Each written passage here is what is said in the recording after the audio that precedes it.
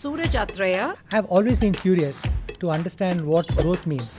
Work with partners like AWS, Microsoft, and Google. The CMO role evolving in an enterprise ecosystem-driven environment. CMOs today need to just go brand plus demand plus ecosystems. Buying landscape change. Connected outcomes for the customer. And that's where I've seen a shift, massive improvements in qualified pipeline. You are building trust with the enterprise buyer. Trust is created not just directly, but it's also through the partners, through the channel, through influencers, through industry advisors. Account-based marketing specifically changing. We are still in the very early days of ecosystem account-based marketing, but this area is really fascinating, and I'm sure it's going to explode.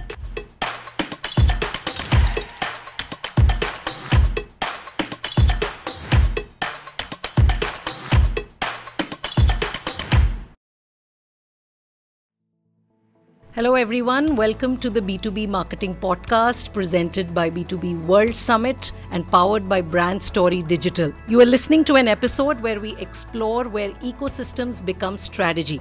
It's a topic that I am particularly passionate about. I am Soumya Moni, the host for this episode. Today we dive into how B2B marketing is shifting from campaigns and funnel-oriented growth to ecosystem growth. My guest, Suraj Atreya, has lived this shift. He leads strategic partner marketing, enterprise AI and technology for EMEA at Rackspace Technology. He has spent more than 15 years across global marketing and alliance roles in enterprise tech. His work sits in the intersection of GTM, marketing, partnerships, storytelling, relationships, and technology. Suraj, thank you for joining. Over to you for a quick introduction. Thank you so much, Soumya. I'm really excited to be on this podcast and speaking with you. So I'm a marketing professional and have spent over the last 15 plus years in various facets of marketing. I've always been curious to understand what growth means and what growth really looks like. And that curiosity actually funneled me from marketing to partnerships and then looking at the overall go-to-market model for enterprise tech companies. It's been a fascinating journey. I'll share some of my stories as we go along. But very quickly, I'm currently with Rackspace, EMEA organization. I lead the partner marketing, work with partners like AWS, Microsoft, and Google. Prior to this, I've held marketing leadership roles at companies like UserReady and at Moody's Analytics. Oh, that's wonderful, Suraj. With the extensive experience that you've had with hyperscalers, how do you see the CMO role evolving in an enterprise ecosystem-driven environment? That's a great question, Soumya. So as you said, the landscape is changing very fast. And what I'm really seeing is CMOs today need to go beyond things like brand and demand. Of course, brand and demand are very important, but also need to add in the layer of ecosystems.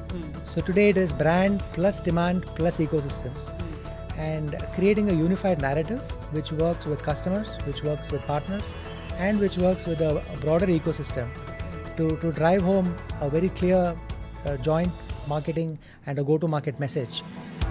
So for customers, which customers can understand and relate to, which partners can understand and relate to, and of course which new prospects can also understand and show interest in. So I believe this is a shift which is happening, and it is a fascinating time because it's moving very fast. Other thing which I have seen is traditionally when I joined marketing 15 plus years back, it was very siloed, I would say. We did brand, did demand, did events, did content, and all of that was important. But somehow I felt that it was siloed, and then partnerships and alliances was completely a separate motion. Today, because the world has changed so fast, it is really important to bring that motion right in the center. So I keep telling my peers that ecosystems are now at the center of enterprise growth. And like I said, it is brand plus demand plus ecosystem. And how does the CMO look at all of these things more holistically, drive people along, act as a change agent, and really shepherd the organization with partners to win in this new economy. Yeah, so the CMO is now a change agent. I'm also going to rejig the CMO to call him or her as the chief ecosystem officer. All the selling and the marketing motions, whether the brand, the narrative, and the ecosystem, taking the ecosystem of partners together. How are you seeing the buying landscape change or the enterprise buyer change in this ecosystem-driven environment? What I've been seeing as part of my work, Soumya, is enterprise buying committees are getting a lot more complex, are getting a lot more nuanced. And typically, the buying committee has at least 7 to 10 the services and technology partners whom they work together for a single transformation initiative. When messaging is not connected, when messaging is just, here is my value proposition, without taking into account the ecosystem, the buying committee feels that disconnect. But when we go together with a connected joint message, talking about what the customer can achieve, connected outcomes for the customer, and that's where I've seen a shift in massive improvements in qualified pipeline, moving that down the sales funnel, and then with active opportunities where customers really talking to us about very specific use cases. Yeah. So you see a coordinated motion now. Obviously, that is leading to qualified pipelines. So the enterprise buyer is also, you are building trust with the enterprise buyer because you're more credible with a coordinated motion, correct? Absolutely. It's all about building trust because one of my favorite lines is this, that people buy from people they trust. And in this enterprise world, trust is created not just directly, but it's also through the partners, through the channel, through influencers, through industry advisors.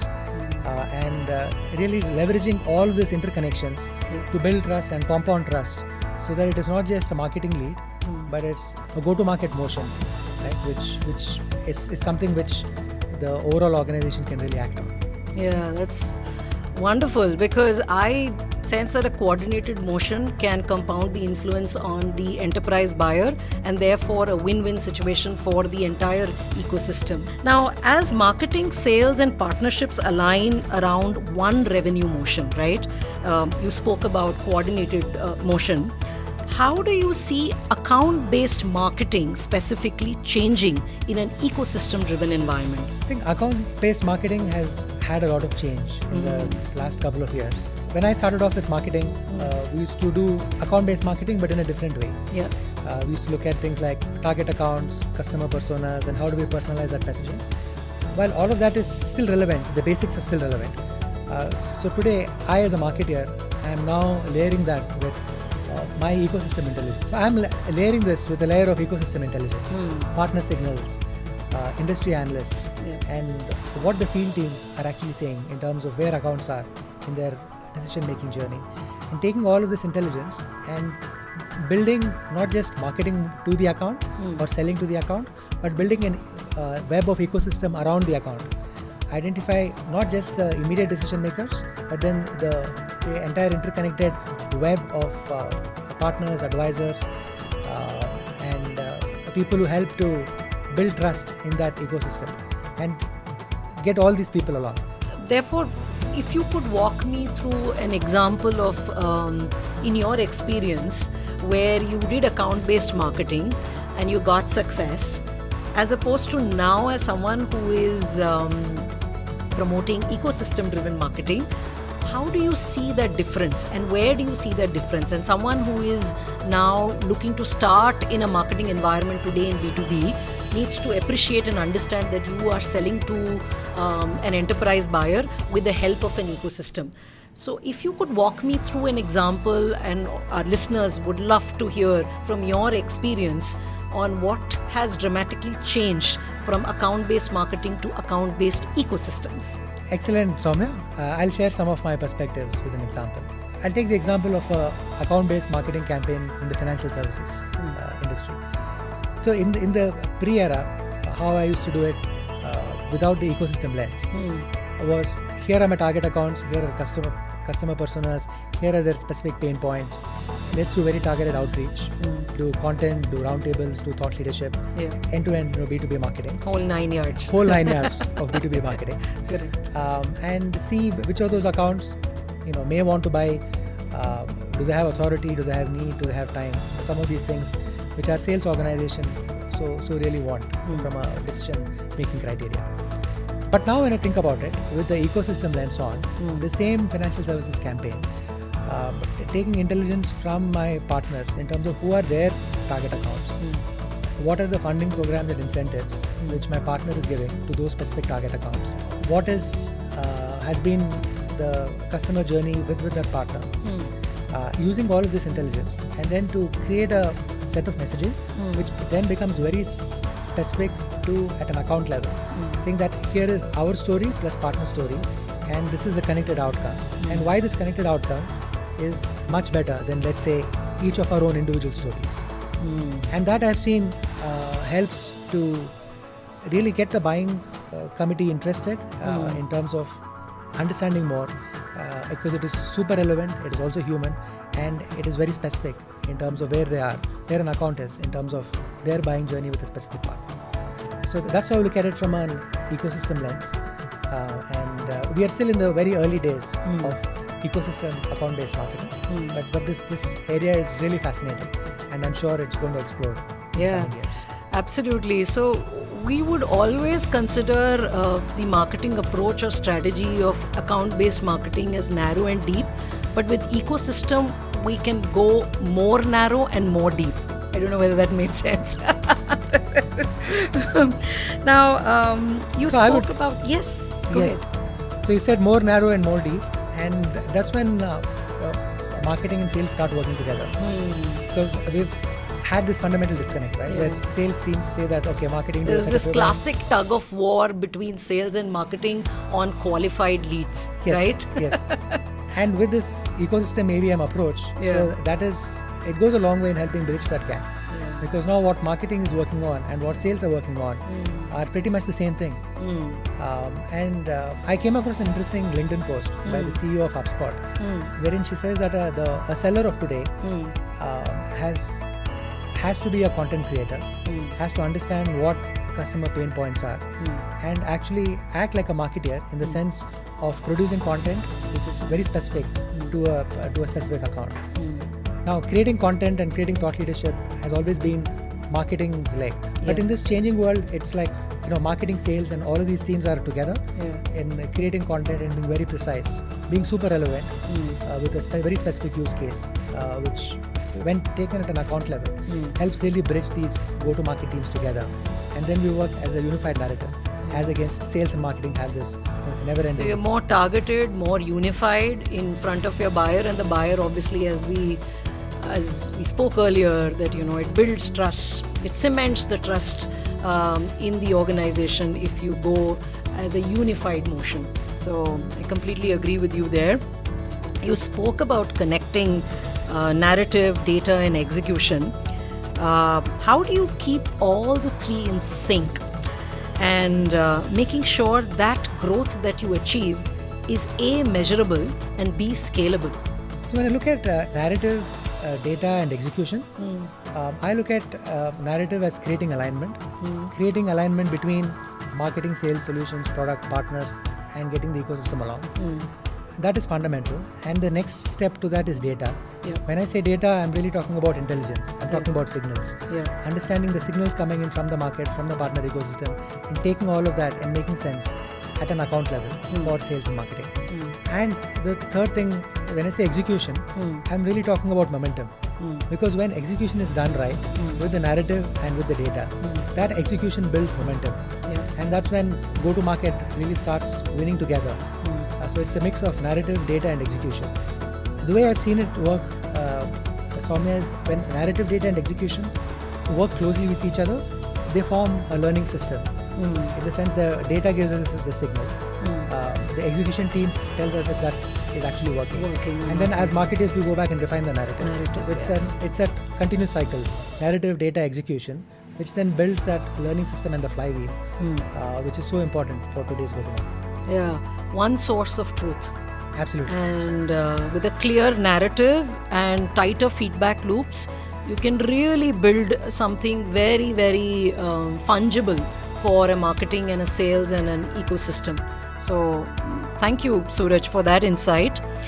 So a follow-up question on that, Suraj, is, do you fundamentally change the organization, or you redesign the organization to make sure that the ecosystem thrives and grows in a coordinated motion?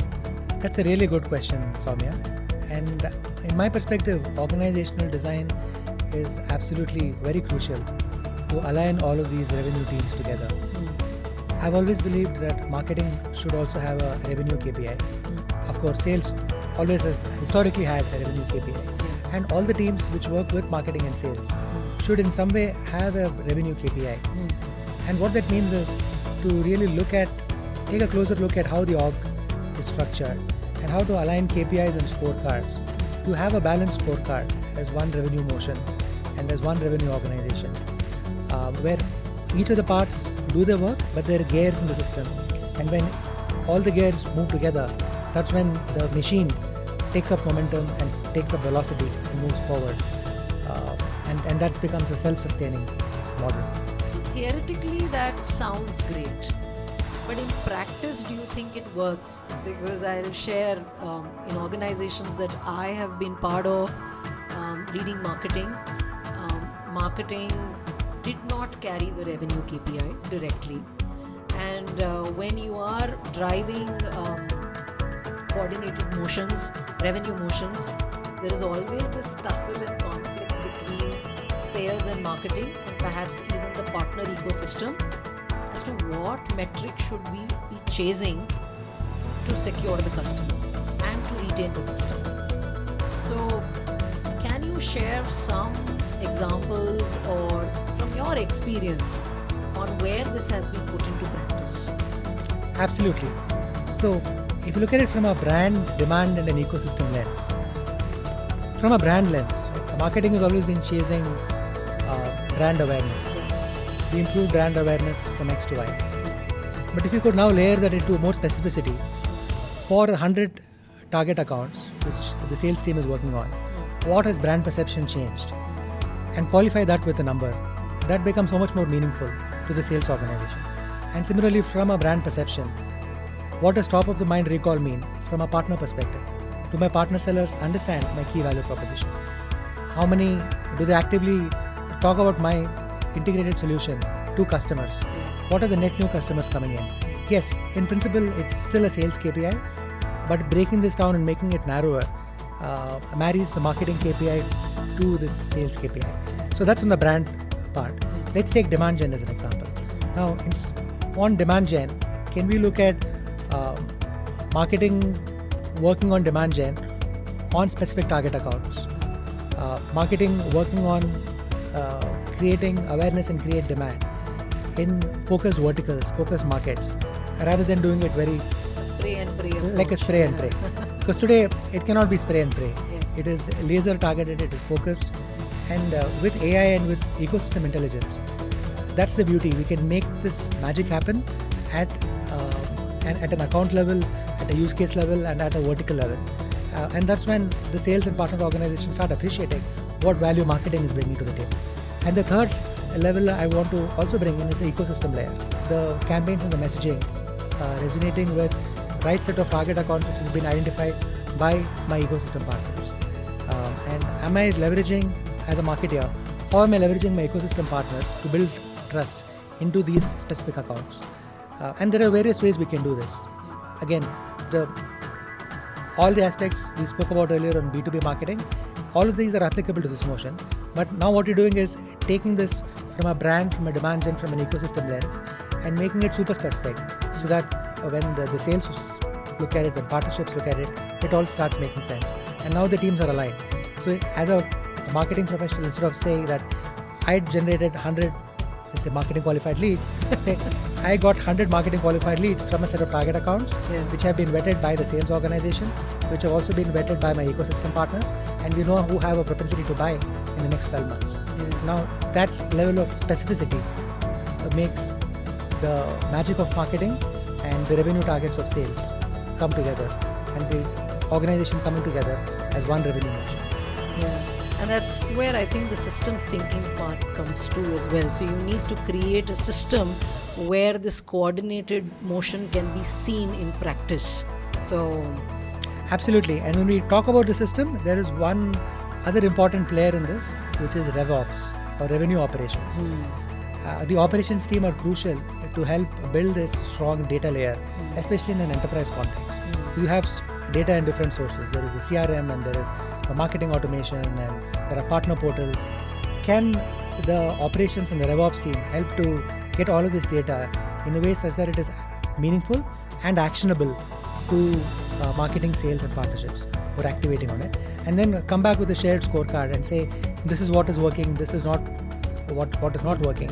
Here is where we need to double down and invest more in terms of time and resources.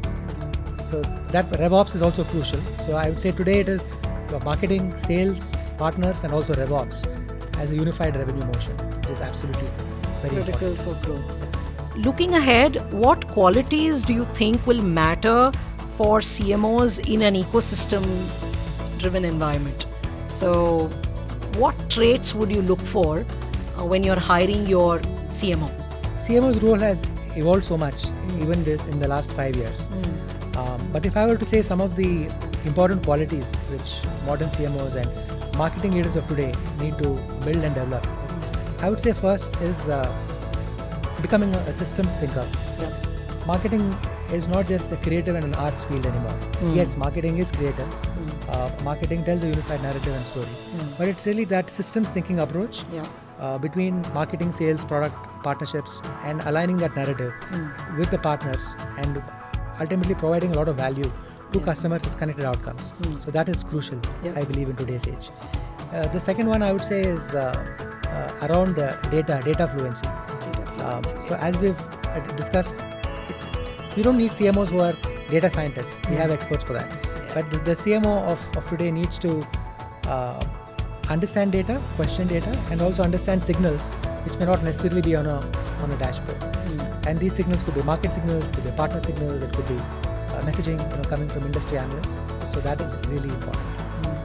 I would also say they need to be ecosystem fluent in the sense that yes, it is good to work with partners, but I believe a CMO should also have an understanding as to how things like how does co-selling work, how does mutual value creation work, and when the CMO starts becoming more and more customer centric, so that's when I've seen that a lot of value is being created at an enterprise scale. So these are some of the qualities, and I would say it is so important to be a strong orchestrator, because today we have all the AI and the technology, so it's easy to operationalize things. Operationalizing is not a heavy lift anymore, but orchestrating is still a heavy lift.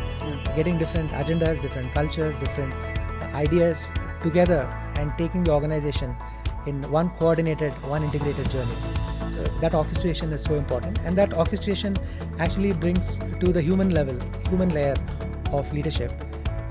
So today in this interconnected ecosystem world, it's about clarity. It's about having more and more clarity and helping the different elements of the organization to move forward with clarity and with purpose, taking teams along that journey, and also having the courage to bring about change and make change happen.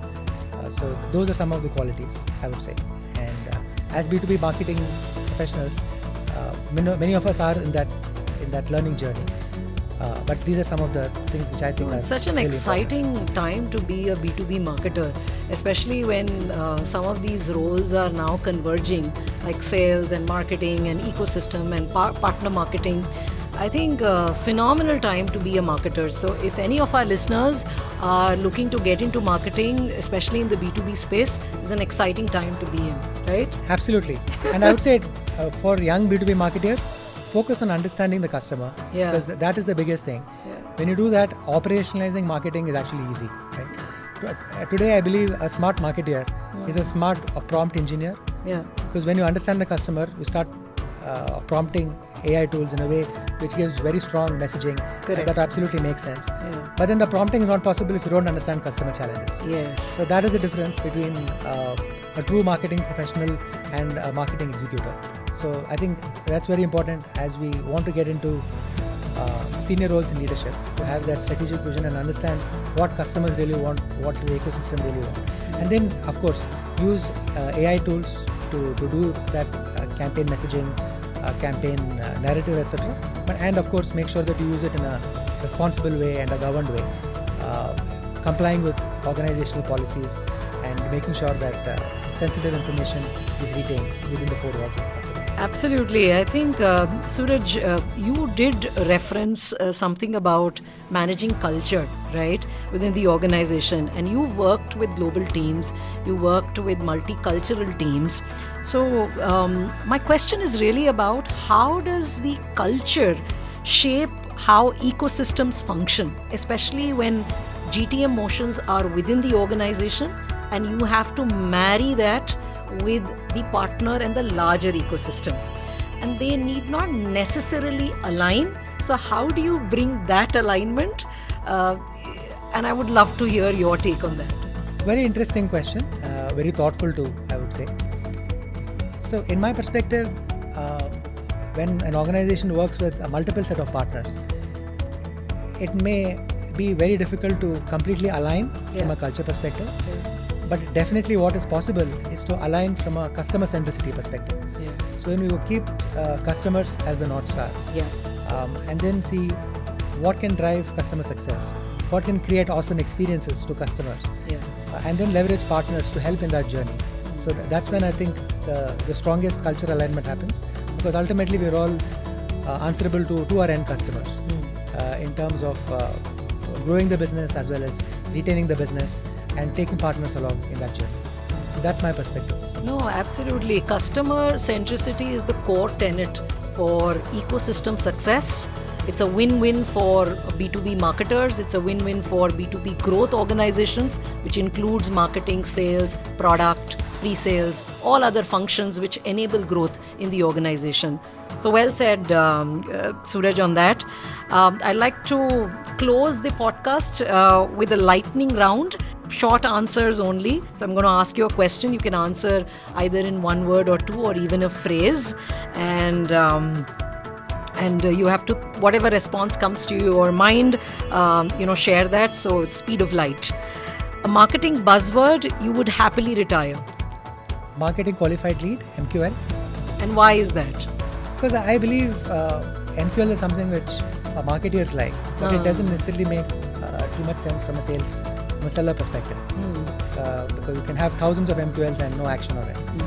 So I would say maybe look at EQL, which is ecosystem qualified lead, which is also layering in account data and layering in what the partner ecosystem has to say, that ecosystem intelligence, to then make a more calculated demand gen funnel.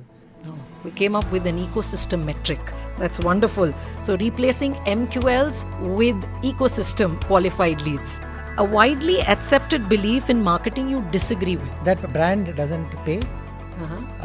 So I've seen a lot of marketing teams want to decommit on brand and invest only in paid campaigns, for example. Okay. But in my mind, brand is absolutely fundamental. Because brand, when done right, fuels demand.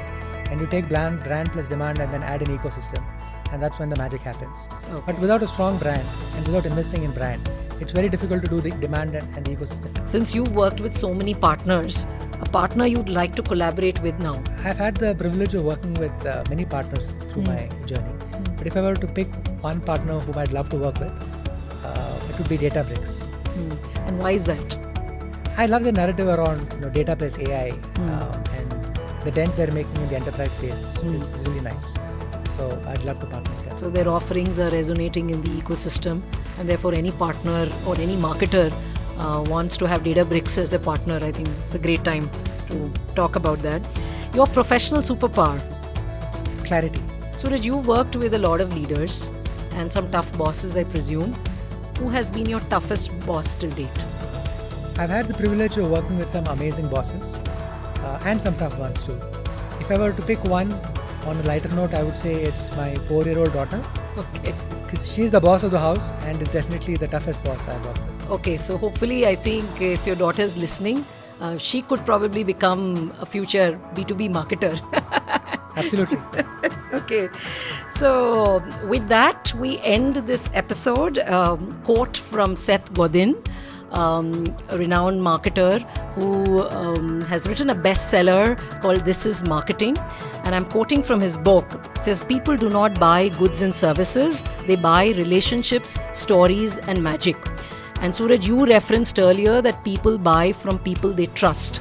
So this is really about ecosystem, trusting each other and working together to create a win-win situation.